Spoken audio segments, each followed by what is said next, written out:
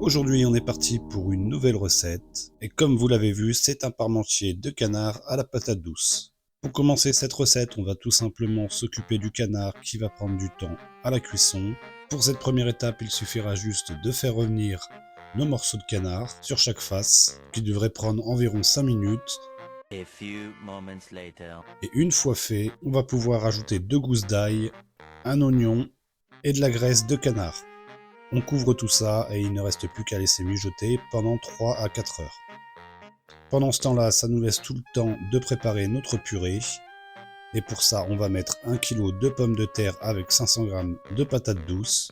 Le fait de mélanger la pomme de terre et la patate douce, ça permet d'avoir un côté pas trop sucré.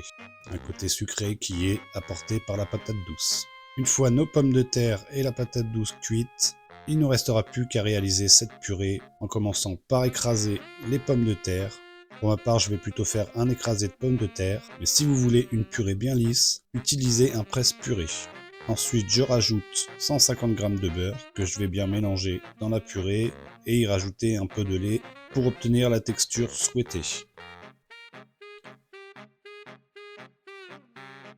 Bien évidemment, après, on n'oublie pas d'assaisonner, sel, poivre, noix de muscade si vous voulez aussi.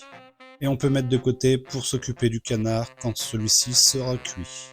La cuisson parfaite du canard, c'est quand il s'effiloche sans aucun souci. Donc vous l'avez compris, la prochaine étape c'est d'effilocher ce canard et en profiter pour retirer les quelques morceaux de peau qu'il y a dedans.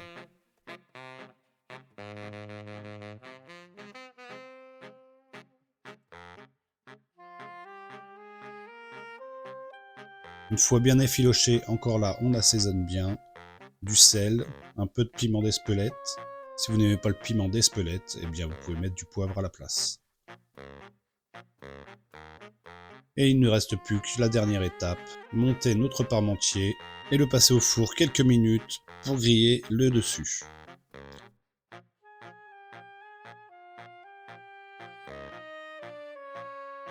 Et voilà, cette recette est assez simple à réaliser. Merci d'avoir regardé cette vidéo, n'oubliez pas le petit pouce et l'abonnement. Moi je vous dis à la prochaine pour une nouvelle vidéo. Ciao!